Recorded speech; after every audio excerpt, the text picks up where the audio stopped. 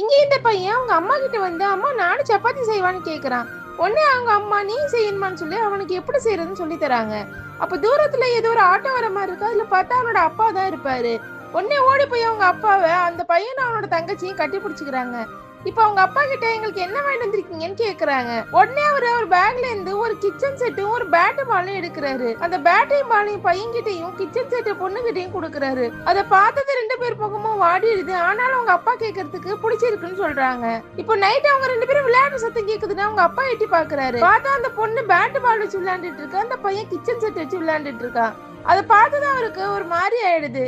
நம்ம தான் இதை தப்பு பண்ணிட்டோம் போல. அவங்களுக்கு பிடிச்சது எதுன்னு கேட்காம நம்ம இஷ்டத்துக்கு ஆன் பண்ணுன்னு பார்த்து அவங்களுக்கு பொம்மை வாங்கி கொடுத்துருவோம்னு யோசிக்கிறாரு. இப்ப அடுத்த நாள் அவங்க ரெண்டு பேரையும் கூப்பிட்டு அவங்களுக்கு எந்த பொம்மை பிடிச்சிருக்கோ அவங்கள அதை எடுத்துக்க சொல்றாரு. பொண்ணுன்னா எப்பவும் சமைக்கணும்னு அவசியம் இல்ல, பையனா எப்பவும் கிரிக்கெட் விளையாடணும்னு அவசியம் இல்ல. அவங்களுக்கு எது பிடிச்சிருக்கோ அதுவே அவங்க பண்ணலாம். ஒரு நல்ல பேரண்டிங்கிறது அவங்களுக்கு எது பிடிச்சிருக்கோ அதை அவங்கள பண்ண விடுறதுதான்.